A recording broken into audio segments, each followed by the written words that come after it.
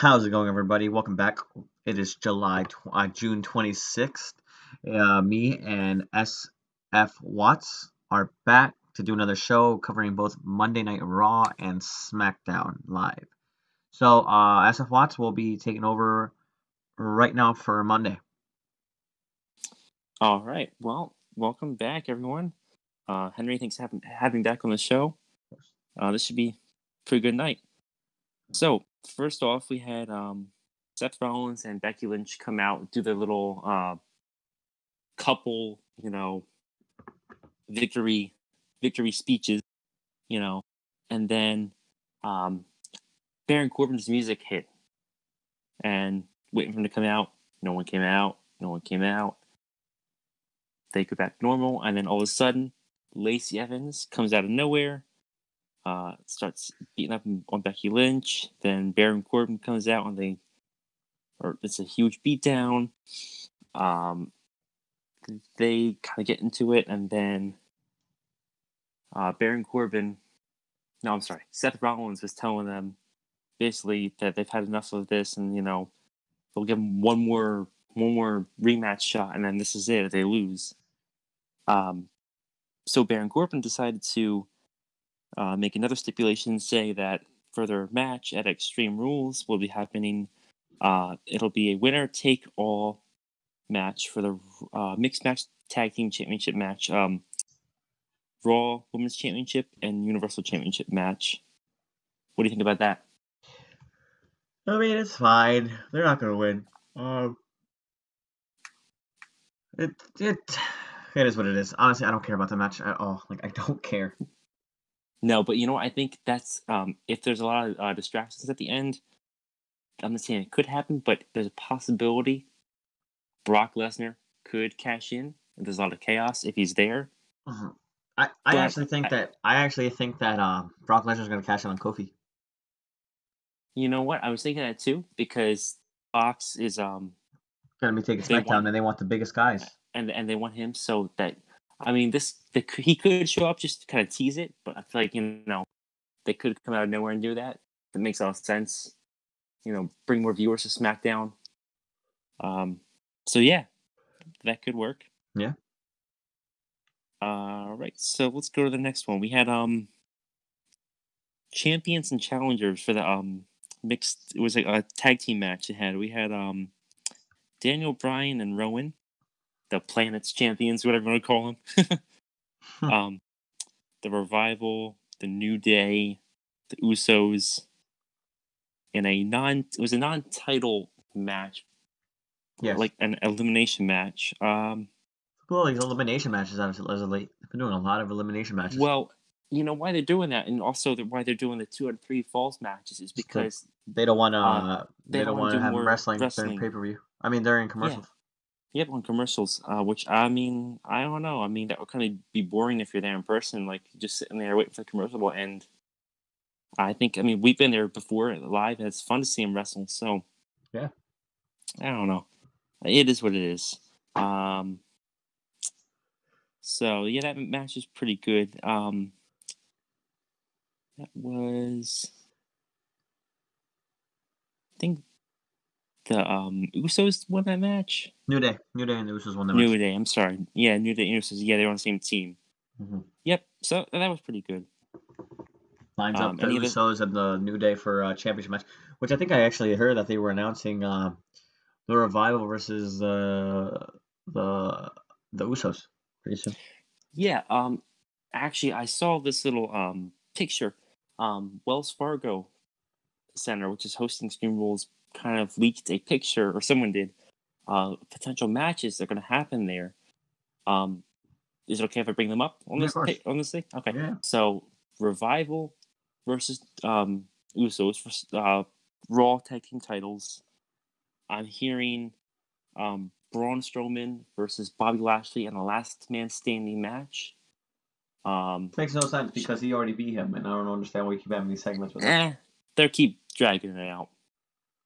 I'm hearing now a triple threat match for the Intercontinental Championship between Finn Balor, Shinsuke Nakamura, who's alive again all of a sudden, And let me see who the third one was. Let me just pull it up real quick. It was Andrade. Mm. I don't know about that, but hey, Yeah. And then Ricochet versus AJ Styles for the US Championship. makes sense. That'd be another great match. Yeah. Yeah. All right. So what was the next one? We're gonna go to the 24/7, or as our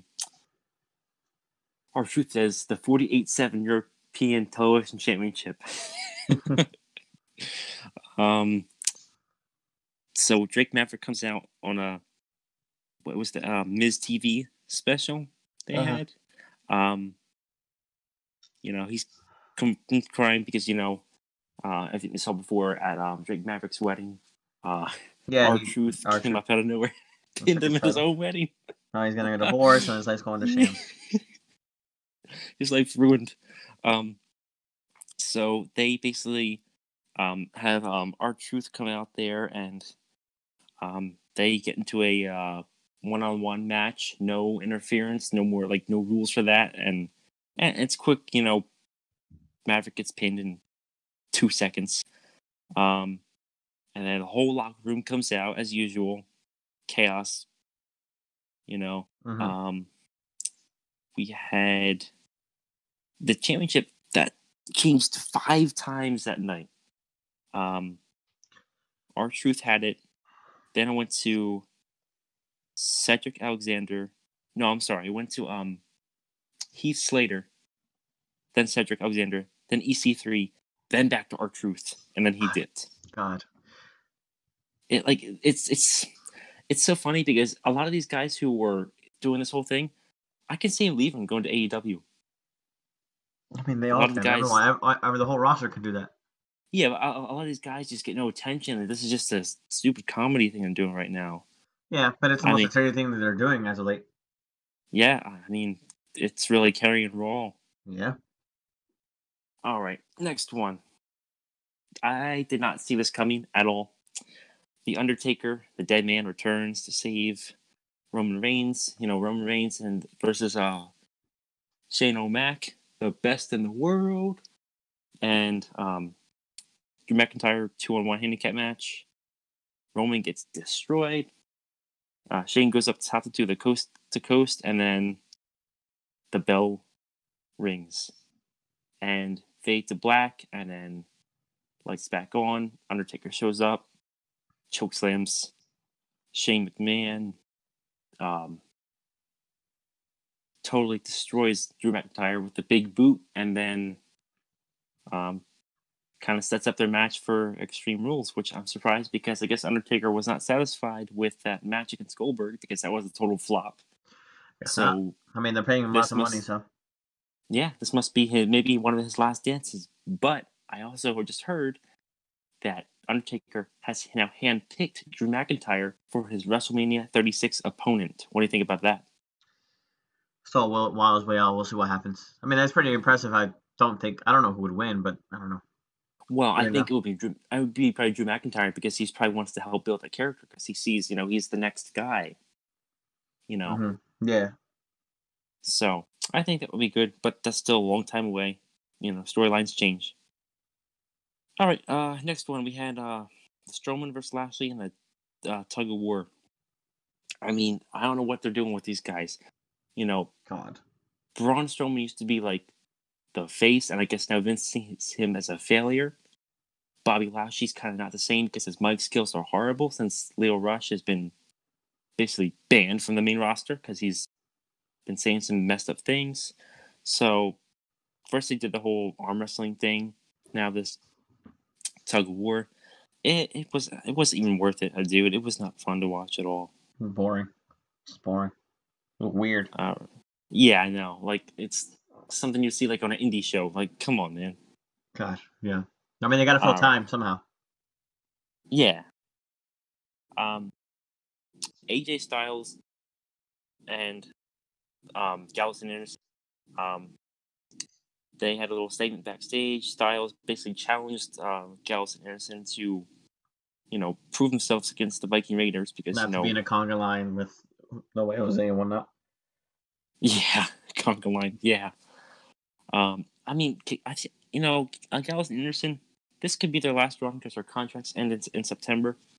So I hear a lot of rumors of the club reuniting, which I could see as their one last hurrah. Maybe this is building up to that. I feel like they're all going to turn. I feel like they're going to make the Bullet Club in WWE like they wanted to originally, but we'll see. Yeah, I think that would be good. I mean, but it just don't want to rip off something that's already good somewhere else. Yeah.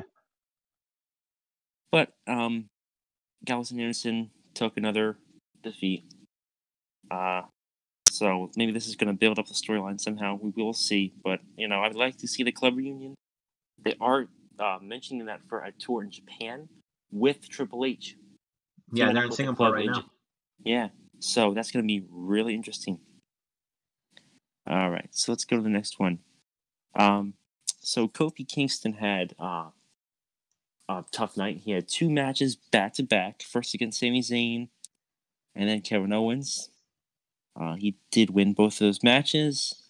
And then Samoa Joe ambushes him and totally destroys him up on stage and hits him with a Coquina clutch and just totally knocks him out. Yeah, I mean, Joe has no business being up there for that. Yeah, but it's just you know how it is right now. Just they're just doing whatever they want. Oh yeah, he's the heel too, and I mean, Joe does what he wants. Apparently, I heard he's just in it for the paycheck now. He's kind of fed up with WWE, which the whole locker room is as well. So we'll see. All right, we'll see. No, just rumors. Yeah. Alexa Bliss, the goddess. So yeah, she got a victory over Naomi.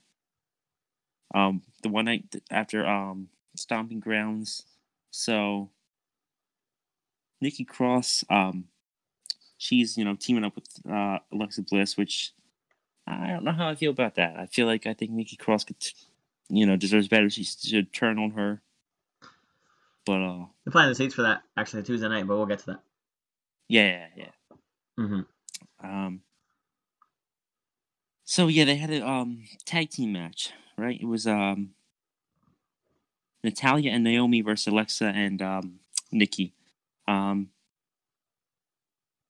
Nikki did most of the work, and then Alexa just sneaks her way in and takes the quick pin and gets the win, which she just rides off everyone else, and it's she's not doing the work. Mm-hmm. Nikki Cross deserves much better. She deserves way much more credit. She's carrying Alexa so much. She even we'll talk about the other part of SmackDown. Let me not get too far on this. Uh-huh. All right. Any other thoughts to go to the next one? No, not really. All right. So we're going to head up to the Thriller main event of Ricochet and AJ Styles. And I'll tell you, man, this was a match for the ages, and it can get even better. So it all starts, match starts, and then the Good Brothers come out and try to distract AJ. And once again, I could, them trying to maybe team up, but they're going back with each other. Ricochet, this dude is awesome. He's like so athletic. He's a star. His matches, so action packed. I'm disappointed he lost this match, but also, AJ winning, proving he still got it, but they did show a lot of athleticism and sportsmanship for this match because it was really good. So overall, I think Raw was pretty good this week. What do you think? It was all right. It wasn't a great show. It was just planting the seeds for a lot of things and just set up. I think the Undertaker thing was cool, but it just kind of shows how that the talent now really can't get over. You have to rely so much on the past talent. Yeah, which that because their attendance for Raw. I was just reading an article. This episode of Raw, they only had about 6,000 people there. Barely. About 2 of them were free. 2,000 tickets were free too. Yeah. I mean, these arenas hold 18 to 20,000 people. I mean, it's a big problem. the arenas can hold about 18 to 20,000 people. There's Yeah. most of these arenas, and they're only getting 6,000 people for Raw. Yeah. It's just, something has to change. I think it's just time to. I think Vince needs to step down and let Triple H take over because you see what he's doing with NXT. So much better. Way better. So that's all I have to talk about, I guess, about Raw. If I'll hand it over to you for SmackDown a little bit, and we'll go from there. All right. It starts off with the segment where Shane McMahon comes out. He's pissed. He said everyone better stay out of his way. That's just a quick little promo, I guess. The New Day comes out and announces that Kofi will face Samoa Joe at Extreme Rules. Kofi says that his greatest experience in life was winning at WrestleMania, but he's also had the hardest time of his life when he's been trying to defend that title. Which point throughout the whole night, they're kind of talking throughout the whole night as if Kofi's last thing was to win the WWE Championship, and that would be it. They act like they're surprised that they're having challengers. Oh So, yeah, I mean, it was just it just doesn't make sense. But I guess, but if he was to retire, I guess I would understand it. He'd retire with the WWE Championship, but it's not that way. He's still got a long time to go. I mean, he's been in here for 11 years. I mean, yeah, he's just getting started. Yeah. So then Dolph interrupts and says that he was not beaten. That once again it was between his fingertips, but he was just so close, and it really shouldn't have been Kofi winning. I mean, and Dolph, and he says that he's worked too hard for Samoa Joe just to come in and take a spot. Well, you know what? Joe's been here, the whole time. What the thing with Dolph makes me so upset is that he just comes and goes as he please, and then automatically, I want to be in the spotlight. I want to be in line for the title. I know he's a veteran, but you're not entitled to everything. Get in the back of the line, Yeah. It depends on WWE when they want to use him too. He's just talent enhancement at this point. He doesn't really ever win anything. No. So this sets up a match for later. 2 out of 3 falls in the main event. With the stipulation that if Dolph wins, he will be added to the match at Extreme Rules, and it'll be a triple threat match. Heavy Machinery comes out to save. Oh, I'm sorry, I skipped. New Day. Which one? Then it's New Day versus Daniel Bryan and Rowan next. Yeah. And in the back, I don't know if you noticed that they dropped a little hint. Bray Wyatt's puppets were in the back. Yes, can we talk about that? Sure. So the past on Raw and SmackDown, if you look when they do the back shots, it's the puppets and the background, which means, and they haven't showed Firefly Funhouse this week, right? No. So he's back. They said reports he's been behind the scenes, backstage for all these pay-per-views and events. My theory is, have you seen the segment with Aleister Black? Yeah, where he said he's found a challenger now. And he said, the door is wide open. Bray Wyatt's like, let me in. Those two are going to feud together. I feel like that's the guy.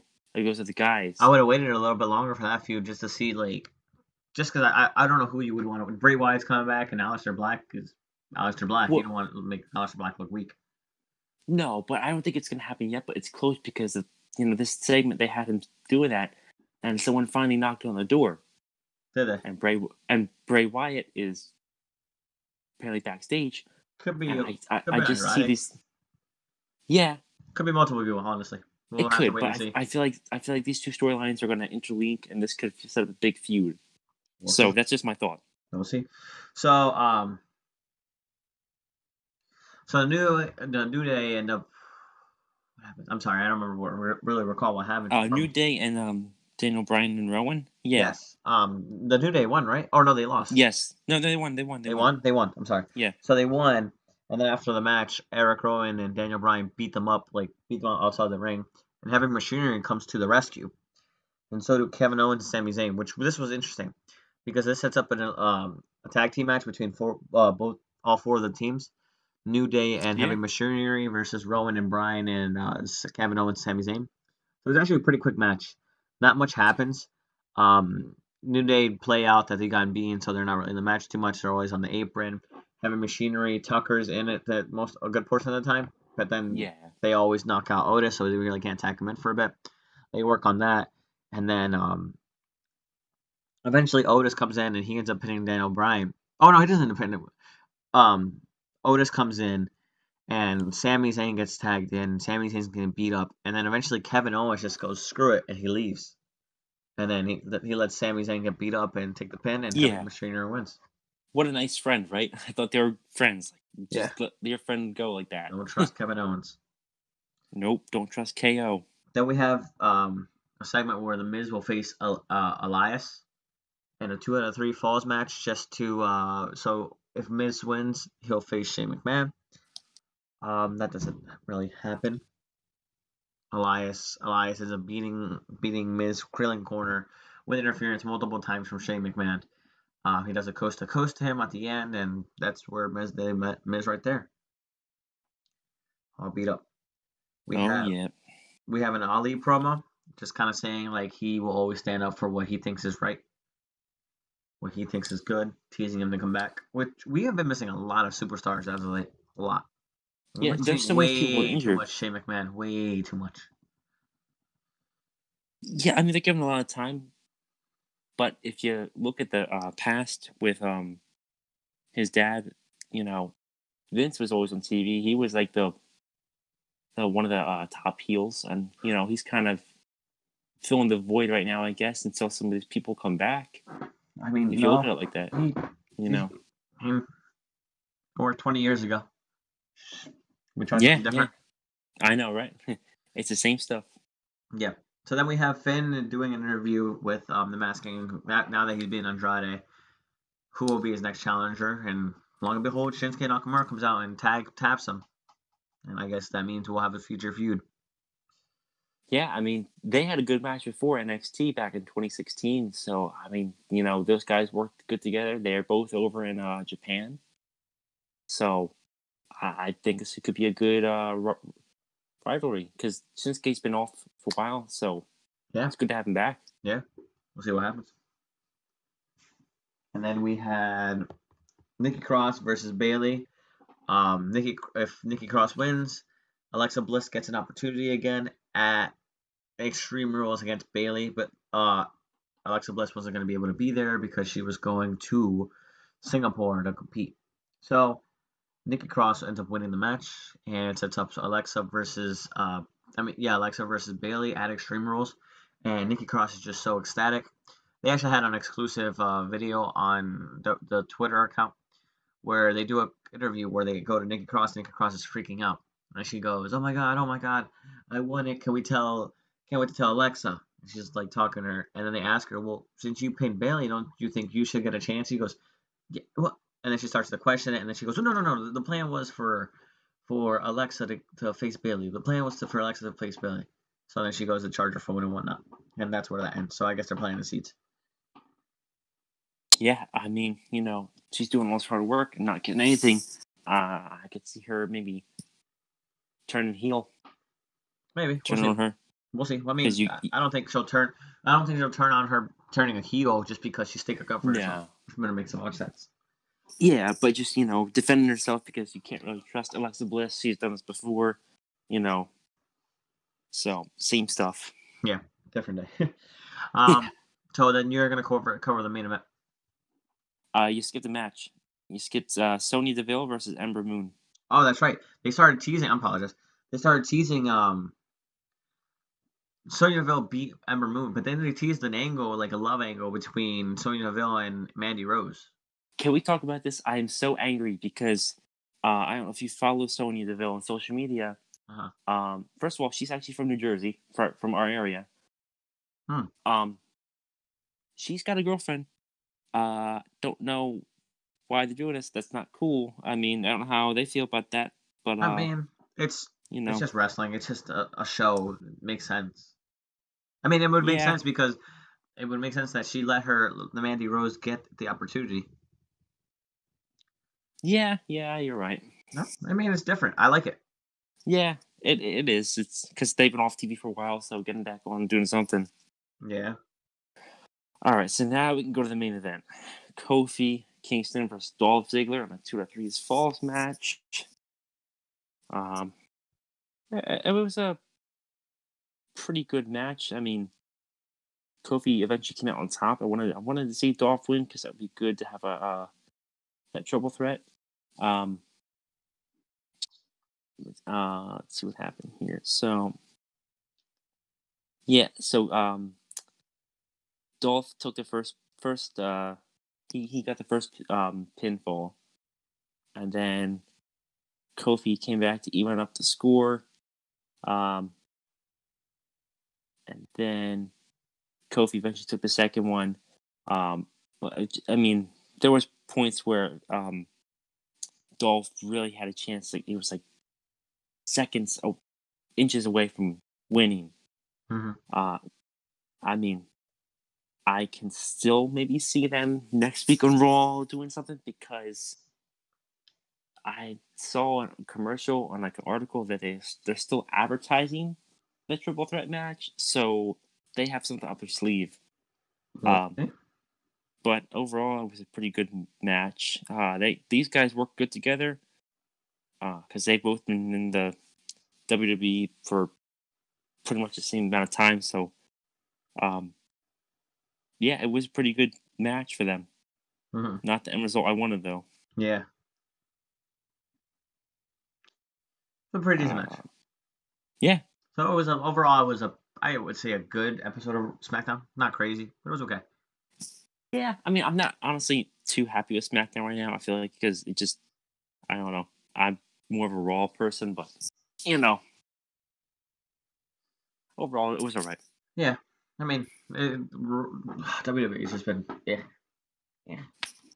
Yeah. Well, hopefully when we go to Extreme Rules, this kind of like maybe reignite the fire. Yeah. You know, Hopefully. especially seeing the Phenom for the I first guess. time ever. I guess, but they really start doing things better, man. I know this creative team is a disaster. Yeah. You know. Hmm. So that I guess that wraps up the recap for Monday Night Raw and SmackDown of this week. Anything else you want to add? No, I think I'm good, man. Thanks again for having me. Appreciate it. Of course, anytime. All right, guys, thank you so much for listening. Peace. Take care. We will have this up as soon as possible. All right. Thank you.